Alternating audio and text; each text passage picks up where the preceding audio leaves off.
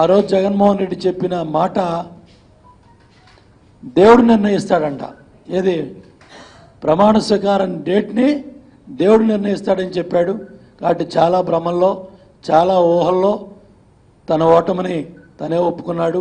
కాబట్టి ఇవాళ కావాలని ఏదైతే కౌంటింగ్ ఏజెంట్లను నిలబెట్టుకోవడానికి ప్రశాంత్ కిషోర్ 300 కోట్లు ఒక ఎలక్షన్ కన్సల్టెన్సీ కింద జగన్మోహన్ రెడ్డి వైఎస్ఆర్ కాంగ్రెస్ పార్టీ 300 కోట్లు ఖర్చు పెట్టిందంటే రాష్ట్రంలో కుట్రలో కుతంత్రాలు చేయాలని, ఏదైతే తుని రైలు తగలబెట్టిన కార్యక్రమం దగ్గర నుంచి కులాలు రెచ్చగొట్టాలని, మతాలు రెచ్చగొట్టాలని, ప్రాంతీయ విద్వేషాలు రెచ్చగొట్టాలని, బీహార్లో గతంలో ఏం జరిగిందో ఆ దుర్మార్గాలన్నీ కూడా ఆంధ్రప్రదేశ్లో చేయటానికి ఇవాళ పీకే టీం, ప్రశాంత్ కిషోర్ టీమే ఇవాళ ఎన్ని కుట్రలో కుతంత్రాలు చేసింది. దానికి చివరి కన్సల్టెన్సీ పేమెంట్ కోసం ఇవాళ జగన్మోహన్ రెడ్డిని భ్రమల్లో నిలబెట్టడానికి ఆ వీడియోస్ అన్నీ కూడా ప్రజలకు లీక్ చేస్తే ఆ ప్రశాంత్ కిషోర్ టీంలో పనిచేసే సిబ్బందే తెలుగుదేశం పార్టీ అధికారంలో రాబోతుందని కూడా వాళ్ళ ట్విట్టర్లో, మరి ఇవాళ పబ్లిక్ ఫేస్ మీడియాలో, సోషల్ మీడియాలో మనం చూసాం. కాబట్టి ఎప్పుడు కూడా వాస్తవాల్ని కప్పెట్టలేరు, వాస్తవాల్ని దాయలేరు.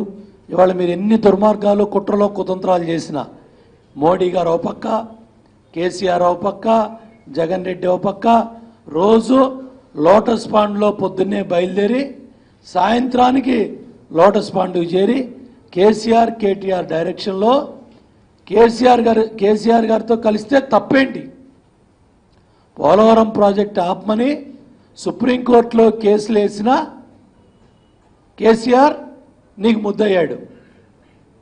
కేసీఆర్ కుమార్తె కవిత నేషనల్ గ్రీన్ ట్రిబ్యునల్లో కేసులు వేసింది, వాళ్ళు నీకు ముద్దయ్యారు. ఇవాళ ఇవన్నీ కూడా ప్రజల ముందు నువ్వు మాట్లాడిన మాటలన్నీ కూడా రాష్ట్ర ఓటర్ మహాశయులందరినీ కూడా కదిలిచ్చినాయి. విజయనగరంలో, హైదరాబాదులో పనిచేసుకునే ఒక తల్లి ఓటేయడానికి వెళ్ళి, ఏంటమ్మా అంత దూరం కష్టపడి వచ్చావంటే ఆ తల్లి అందంటే ఒకటే, అయ్యా 2000 పెన్షన్ ఇస్తా ఉన్నాడు, 3000 చేయబోతా ఉన్నాడు, నేను హైదరాబాదులో చిన్న ఉద్యోగం చేసుకుంటున్నా, మా అమ్మా నాన్నని పెద్ద కొడుకులాగా చంద్రబాబు నాయుడు గారు కాపాడారని ఆ తల్లి మరి కష్టపడి హైదరాబాద్ నుంచి వచ్చి ఓటేసిందంటే ఏ విధంగా ప్రజలు కదిలారో అర్థమవుతూ ఉంది.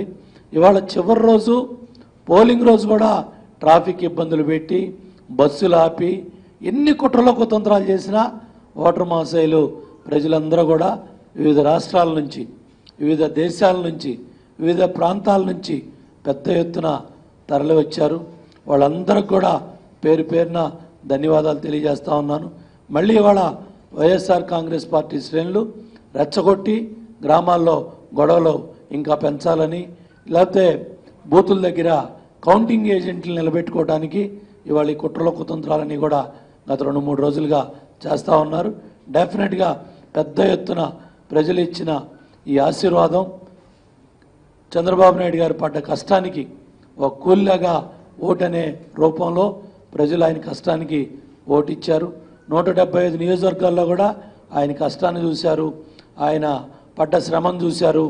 ఈ 5 సంవత్సరాల్లో ఇంత పెద్ద ఎత్తున ఇన్ని కష్టాల్లో ప్రత్యేక హోదా ఇవ్వలేదు, ఇస్తానన్న డబ్బులు ఇవ్వలేదు, రావాల్సిన డబ్బులు ఇవ్వలేదు. 16,500 కోట్లు లోటు బడ్జెట్తో కాపురం ప్రారంభం చేశాం. చెట్టు కింద ఇరిగేషన్ డిపార్ట్మెంట్లో విజయవాడలో ఒక చెట్టు కింద బస్సు పెట్టుకొని ముఖ్యమంత్రి గారు ప్రయాణం ప్రారంభిస్తే 34,000 ఎకరాల పైగా అమరావతిలో రైతులు ఇచ్చి రాజధాని నిర్మాణాన్ని సాకారం చేశారు. 50,000 కోట్లు అక్కడ పనులు జరుగుతూ ఉంటే ఇటుకి పెట్టలేదన్న జగన్మోహన్ రెడ్డికి ప్రజలు పెద్ద ఎత్తున బుద్ధి చెప్పారు. పోలవరం ప్రాజెక్టు 70% ఇవాళ నిర్మాణం జరుగుతూ ఉంటే పోలవరం పునాది లెగవలేదని జగన్మోహన్ రెడ్డి గారు మాట్లాడాడు. ఇవన్నీ కూడా రాష్ట్ర ప్రజలు అర్థం చేసుకున్నారు.